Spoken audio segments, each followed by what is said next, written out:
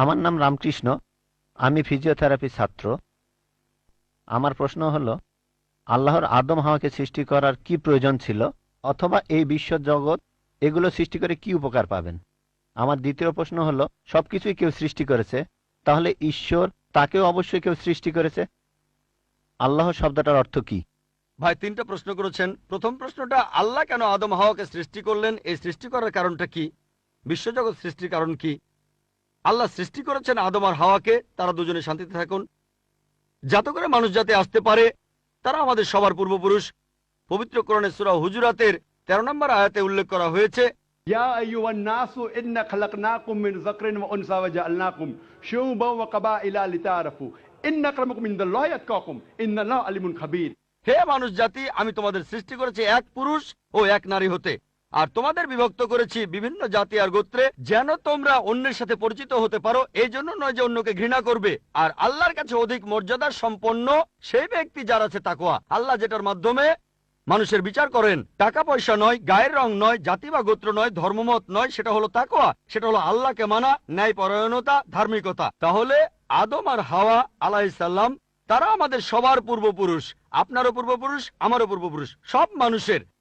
সেজন্য আপনাকে ভাই বলে ডেকেছি। ভাই, সব মানুষ ভাই ভাই।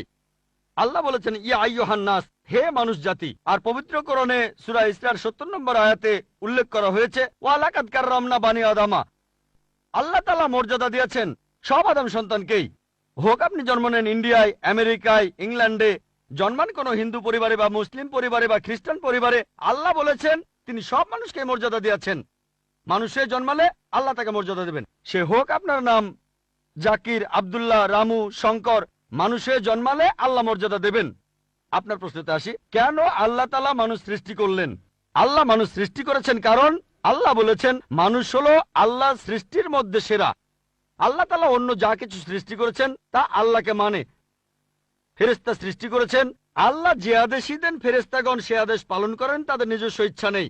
মানুষ হলো আল্লাহ তাআলার এমন এক সৃষ্টি যার নিজের ইচ্ছা আছে। আমরা তার কথা মানতেও পারি, নাও মানতে পারি। তাই আল্লাহ আমাদের সৃষ্টি করেছেন, আমরা হলাম তার সৃষ্টির সেরা, আশরাফুল মাখলুকাত। তবে আমরা আল্লাহ তাআলার কথা মানতে পারি, নাও মানতে পারি। যদি আল্লাহর আদেশ মানেন তাহলে জান্নাতে যেতে পারবেন, তাহলে বেহেশতে যাবেন, স্বর্গে যেতে পারবেন। যদি আদেশ না মানেন তাহলে জাহান্নামে যাবেন, দোজখে যাবেন। তাহলে এই জীবনটা পরকালের জন্য পরীক্ষা। পবিত্র কোরআনে সূরা মুলকে 2 নম্বর আয়াতে উল্লেখ করা হয়েছে, আল্লাযী খালাকাল মাউতা ওয়া হায়াতা। আল্লাহ তাআলা সৃষ্টি করেছেন জীবন ও মৃত্যু তোমাদের পরীক্ষা করার জন্য।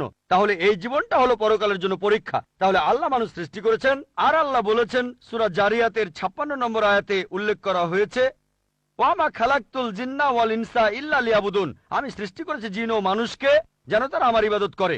তাই আমাদের উচিত আল্লাহ তাআলার আদেশ নিষেধগুলো মেনে চলা। তাহলে আমরা আল্লাহ সুবহানাহু ওয়া তাআলার অন্যরকম সৃষ্টি যার নিজস্ব ইচ্ছা আছে। আমরা আল্লাহ তাআলার আদেশ মানতে পারি, আবার নাও মানতে পারি। অন্যান্য সকল সৃষ্টি যেমন তারা, গাছ, পাহাড়, পবিত্র কোরআন বলছে তারা আল্লাহ তাআলাকে সেজদা করে, তার সামনে নতজানু হয়, আল্লাহকে মানে। আমাদের স্বাধীন ইচ্ছা আছে, আল্লাহ আমাদের এই স্বাধীন ইচ্ছা দিয়েছেন। এই স্বাধীন ইচ্ছা নিয়ে যদি আল্লাহকে মানেন আপনি তাহলে ফেরেশতাদের উপরে চলে যাবেন।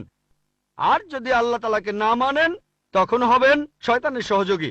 আল্লাহ আমাদের সৃষ্টি করেছেন পরকালের পরীক্ষার জন্য। আপনার দ্বিতীয় প্রশ্নে আসি, সবকিছুর একটা স্রষ্টা আছে, আল্লাহকে বানিয়েছে কে? যদি কেউ বলে সবকিছুরই একটা স্রষ্টা আছে, কথাটা ঠিক নয়। সব সৃষ্ট জিনিসের স্রষ্টা আছে। আল্লাহ তাআলার সংজ্ঞা হচ্ছে তাকে কেউ সৃষ্টি করেনি। যখনই বলবেন কে আল্লাহকে বানিয়েছে, সে আল্লাহ নয়। আল্লাহ তাআলার সংজ্ঞা হচ্ছে তিনি সৃষ্টি হননি।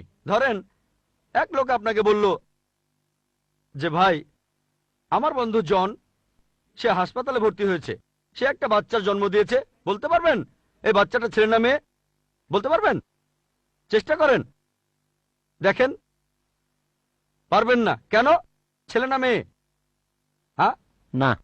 ধরেন ভাই জন, সে হাসপাতালে ভর্তি হয়েছে, সে একটা বাচ্চার জন্ম দিল। এই বাচ্চাটা ছেলে না মেয়ে? আপনি বলতে পারবেন? না না।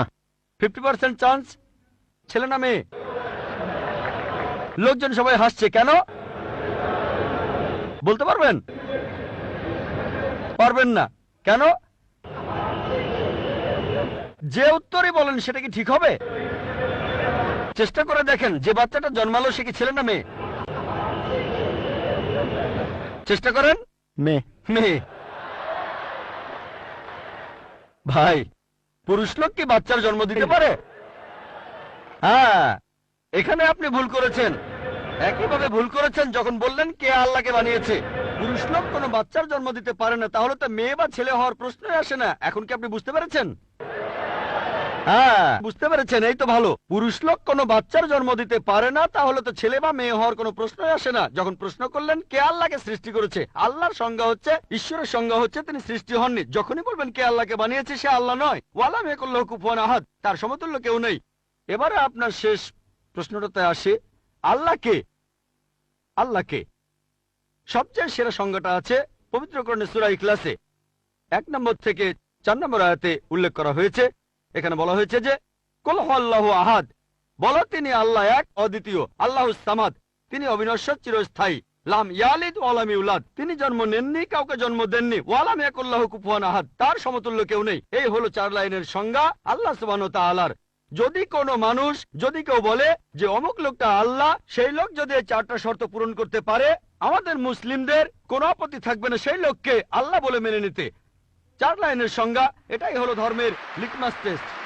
আল্লাহ তাআলার সংজ্ঞা প্রথমটা হলো কুল হুয়াল্লাহু আহাদ, বলো তিনি আল্লাহ এক, অদ্বিতীয়। আল্লাহুস সামাদ, আল্লাহ বিনশ্বর, চিরস্থায়ী। লাম ইয়ালিদ ওয়া লাম ইউলাদ, তিনি জন্ম নেননি, কাউকে জন্ম দেননি। ওয়া লাম ইয়াকুল্লাহু কুফুয়ান আহাদ, তার সমতুল্য কেউ নেই। যদি হিন্দু ধর্মগ্রন্থগুলো পড়েন, সেখানেও একই রকম কথা বলা হয়েছে, কুল হুয়াল্লাহু আহাদ। এটা পাবেন আপনাদের ছান্দোগ্য উপনিষদে 6 নম্বর অধ্যায় 2য় অনুচ্ছেদের 1ম পরিচ্ছেদে। এক্কামে বিদিতাম, ঈশ্বর মাত্র একজন, দ্বিতীয় কেউ নেই। দ্বিতীয় টেস্ট আল্লাহুস সামাদ, আল্লাহ বিনশ্বর, চিরস্থায়ী। ভগবদ গীতা 10 অধ্যায়ে 3 অনুচ্ছেদ বলছে, আমাকে বলা হয় এই বিশ্ব জগতের প্রভু, আমি জন্ম নেইনি, কোনো শুরু নেই। তৃতীয় টেস্ট লাম ইয়ালিদ ওয়া লাম ইউলাদ, তিনি জন্ম নেননি, কাউকে জন্ম দেননি। আর শ্বেতাক্ষেত্র উপনিষদে আছে 6 নম্বর অধ্যায়ের 9 অনুচ্ছেদে, নাচাই সাকাসিদ জানিতা নাচা দীপা, ঈশ্বরের কোনো প্রভু নেই, তার কোনো বাবা মা নেই। মহান ঈশ্বরের কোনো বাবা নেই, তার কোনো মা নেই। তারপর ওয়ালাম ইয়াকুল্লাহু কুফুয়ান আহাদ, তার সমতুল্য কেউ নেই। আর শ্বেতাক্ষেত্র উপনিষদে বলা হয়েছে 4 নম্বর অধ্যায়ের 19 অনুচ্ছেদে আছে। এছাড়াও যজুর্বেদ 32 অধ্যায়ের 3 অনুচ্ছেদে বলা হয়েছে, নাতাস্তি প্রতিমা আস্তি, মহান ঈশ্বরের কোনো প্রতিমা নেই, কোনো মূর্তি নেই, কোনো ছবি নেই, কোনো ফটোগ্রাফ নেই, কোনো ভাস্কর্য নেই। এটা কে বলেছে? যজুর্বেদ 32 অধ্যায় 3য় অনুচ্ছেদ বলেছে একই কথা, ওয়ালাম ইয়াকুল্লাহু কুফুয়ান আহাদ। যদি কেউ বলে যে অমুক লোকটা হচ্ছে আল্লাহ, যদি সেই লোক এই 4টা শর্ত পূরণ করে, আমরা মুসলিমরা কোন রকম আপত্তি ছাড়াই সেই লোককে আল্লাহ বলে মেনে নেব। যেমন ধরেন, কিছু লোক বলে ভগবান রজনীশ হলেন মহান ঈশ্বর। একবার প্রশ্নোত্তর পর্বে এক হিন্দু আমাকে বলেছিলেন, আমরা ভগবান রজনীশকে ঈশ্বর বলে মানি না। আমি কখনোই বলিনি হিন্দুরা ভগবান রজনীশকে ঈশ্বর বলে মানে। আমি বলেছি কিছু লোক তাকে ঈশ্বর বলে মানে। আসুন দেখি রজনীশকে আমরা টেস্ট করি। প্রথম টেস্ট হলো কুল হুয়াল্লাহু আহাদ, বলো তিনি আল্লাহ এক, অদ্বিতীয়। রজনীশ কি এক, অদ্বিতীয়? সেই কি একমাত্র লোক যে নিজেকে ঈশ্বর দাবি করেছে? এরকম অনেক মানুষই ছিল, আর এই দেশে হাজার হাজার লোক নিজেকে ঈশ্বর দাবি করেছে। রজনীশ একমাত্র নয়। তবে রজনীশ ভক্তরা বলে না না, উনি একটু আলাদা। এবারে পরের টেস্টে দেখি। আল্লাহুস সামাদ, আল্লাহ অবিনশ্বর, চিরস্থায়ী। রজনীশ কি অবিনশ্বর, চিরস্থায়ী? আমরা তার জীবনী থেকে জানি, তার আত্মজীবনী থেকে। রজনীশ ভুগছিলেন অ্যাজমা, ডায়াবেটিস আর পিঠের ব্যথায়। চিন্তা করেন, মহান ঈশ্বরের হয়েছে অ্যাজমা, ডায়াবেটিস, পিঠের ব্যথা। তৃতীয় টেস্ট লাম ইয়ালিদ ওয়া লাম ইউলাদ, তিনি জন্ম নেননি, কাউকে জন্ম দেননি। ভগবান রজনীশ জন্মেছিলেন মধ্যপ্রদেশে, তার বাবা মাও ছিলেন। 1981 সালে তিনি আমেরিকায় গেলেন, ইউএসএ। তখন হাজারো আমেরিকান তার ভক্ত হয়ে গেল। তারপরে আমেরিকার অরিগন প্রদেশে তিনি বানালেন একটা সেন্টার, আর তার নাম দিলেন রজনীশপুরম, তার গ্রাম।